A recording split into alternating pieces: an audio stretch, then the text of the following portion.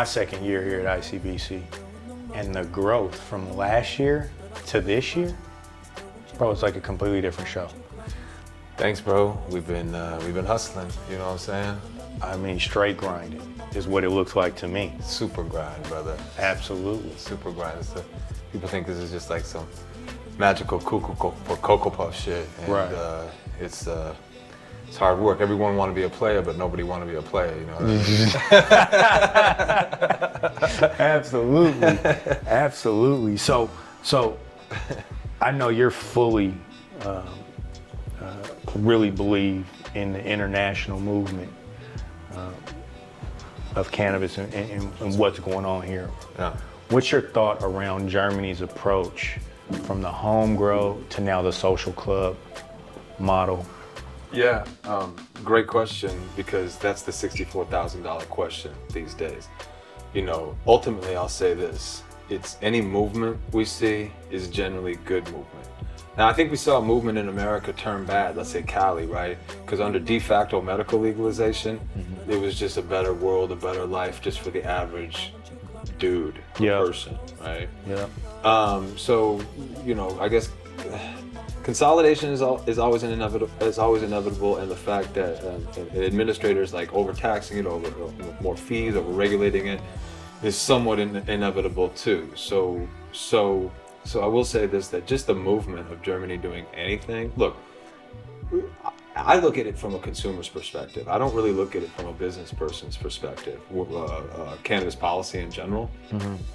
And so if you can free the herb and you can take out the criminal penalties for the herb, if everyone can grow weed at their crib, then for me, personally, that's the ultimate.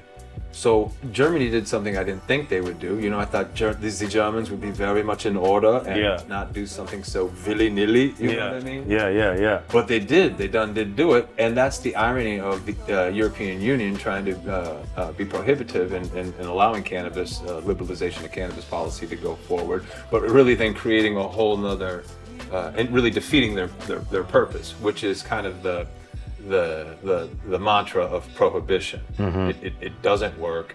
It's a foolish model. But to your question, I'm happy what Germany did, because if they had just gone and done straight license regulation right away, the big cats would have all come in and the industry would have consolidated at a quicker rate. So now they're doing it the way they're doing it. They're doing it freeing up the herb, freeing up the plant, taking the wind out of Babylon's sail. And for I, that's just my game. You know what I mean? I'm not even tripping on it. People are tripping that it's not this or that. But then the long game's my game too, you know? Right. And so the long game, it's even better for the long game. Yeah. So for all those cats who are trying to in it for a buck and aren't really in it for the culture, you know, to each their own. You know, it's a free country. But when it regards to cannabis policy and how we want this to go forward, I'm actually pleased what Germany did. With the social clubs, it creates more of a sense of community, right? Because these smaller collectives in smaller areas, neighborhoods, right, allows for the circle to continue in a small way. And therefore, you know that this smaller group of people in that collective is taking care of each other in probably a better way than if big license comes in. Look, you said it, man. This community, this is what cannabis is. Yeah. We have all these little microcosmic now social clubs popping up. I mean, you're going to see that things are even going to be maybe even more boisterous than they are, where they limit it to 500. But there's certain things that we might see in the future that will allow for even more memberships for social clubs also. So everything we're seeing right now in Germany is basically a de facto end around legalization model, even though it's under the auspices of decrim. But when you talk about that people shit, you know, that community shit, that's what we're about. We're about roots, culture. It's not all about cannabis. It's about living with your community, producing in your community, processing in your community, consuming in your community, and being everything you can. If we need a banana, we'll get a banana, okay? It'll come from Brazil or whatever, right? Sure. But everything you can get from your local community should be gotten. So when the small towns in America and Europe were gutted in the 80s and the 90s by big box stores, Right. then the communities were gutted by that. So cannabis is a representation of bringing, or a metaphor, or even an analogy of, hey, we do this with cannabis, it's a community-based thing. What else can we do that is actually truly sustainable? Because when people say sustainability, now the narrative is this top-down centralized technocracy. But truth is, you can't talk about sustainability without talking about grassroots, community up, building. And of course, hemp and cannabis is one of the number one Foundation that Ja, the Great Spirit, has given us to do that. What gets you going last July about the next year's show? You know, I love the ICBC Berlin because we have people from over 80 different countries. Yeah. And I think it has to be per capita the most diverse event in the cannabis industry. Everyone you meet, the people in this room and here filming, and everyone here, we're all from, it's 5 people in the room in 3 different countries. Yeah. So, everywhere you go in the ICBC, you'll meet someone from Argentina, South Africa, Australia, Russia, Finland, Thailand, Colombia, 80 different countries here. Yeah. So I guess that's probably what makes me the most excited, because if it's an international event, it's got to be international, right? And so we're international. And I honestly hardly know how it happens. It's almost like thoughts are things, Mm-hmm. And so I take that energy out there in the universe. And, I was also in the right place at the right time when I started ICBC Berlin, because Germany became the biggest medical market. But that's what gets me going. I always want to see more people from more countries and more international diversity.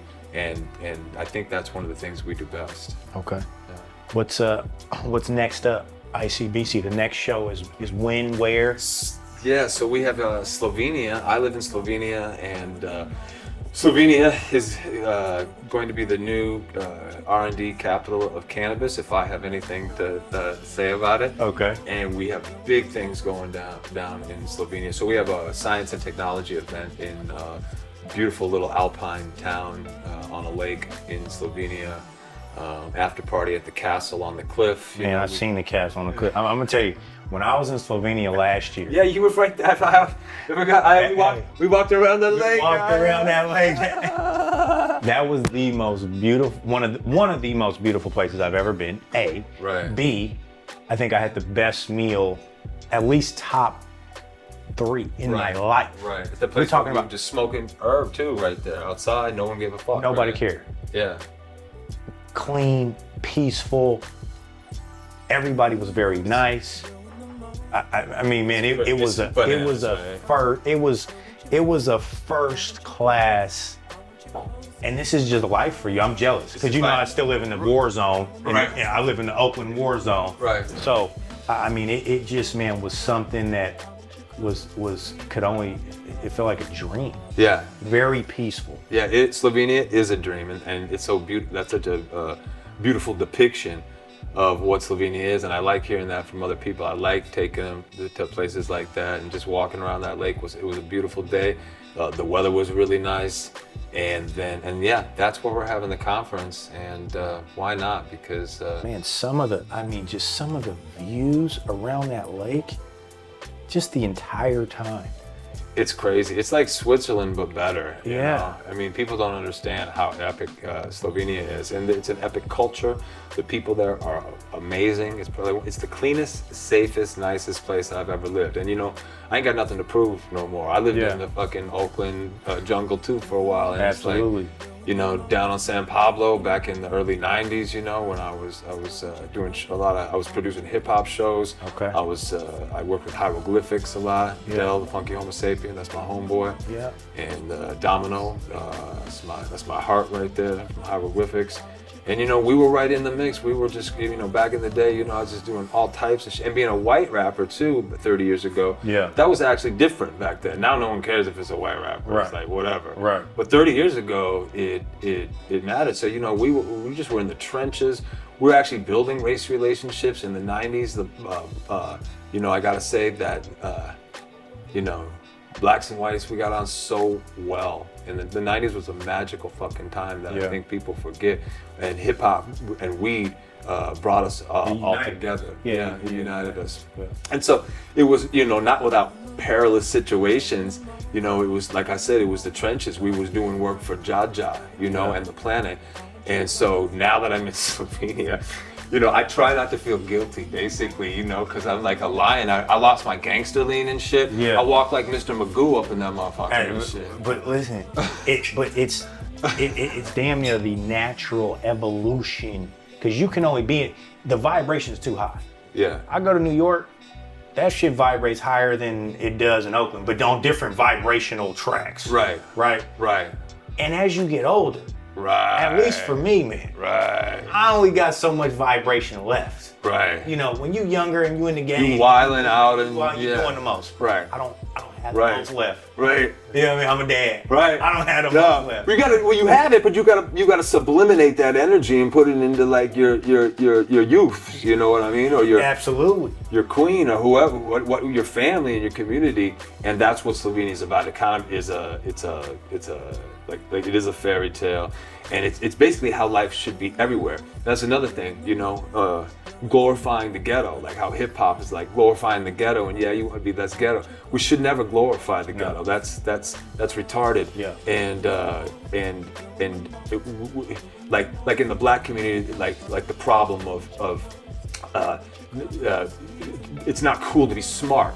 Right? You gotta be, I don't care. It's good, apathetic, Yeah. This is something we gotta change. And when I'm in Slovenia, I I've been, from prison to fucking the hood or whatever. It's like you come here, you're thinking, this is actually how the world should be. And they're not the coolest. They might not be although I know some super cool Slovenians, so I don't want to really go there even, because they're not German, right? They're Slovenian. They're a little Balkan, a little darker. They got some flavor, And but it's just cool. Also doesn't have to be glorification of traumatic environments that we come up in. That's a great way to put it. And so these ways that we grow up,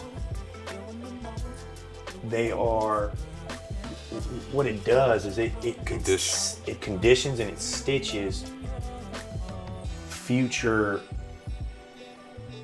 fuckery and madness of staying in the trap. Yeah. Because that's all it is a trap. Yeah. And it's locking you into that. Right. And the glorification of those environments, I think, comes from only your maybe desire to try to remove yourself from the reality of what you live in. Right? And so a catharsis of sorts. It's almost like you have to, because there's no way out for you, because you can't see far. Yeah, but I don't know what it is in me where I'm like, I've had this global focus around the world, knowing that there's better than that.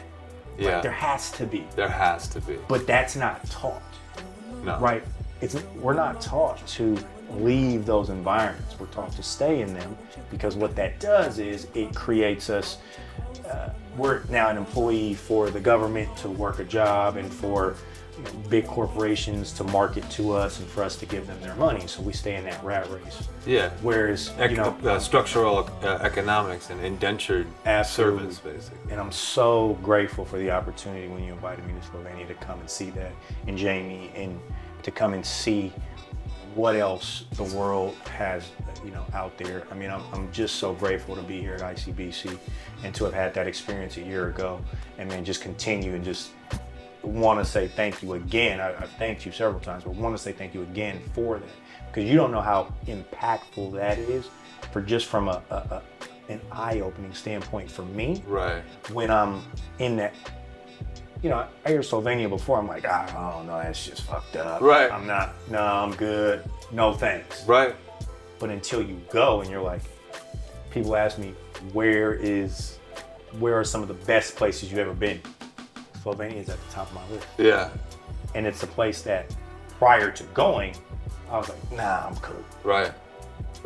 You know, it's just an expansion of the mind. Right. That's when I went there. It just blew my mind out. It just blew my wig off straight away. And that was my experience there 20 years ago. And I didn't get back. I was there a couple years, and it took me until last year to get back. Yeah. But I just keep pinching myself. I'm in pig heaven, man.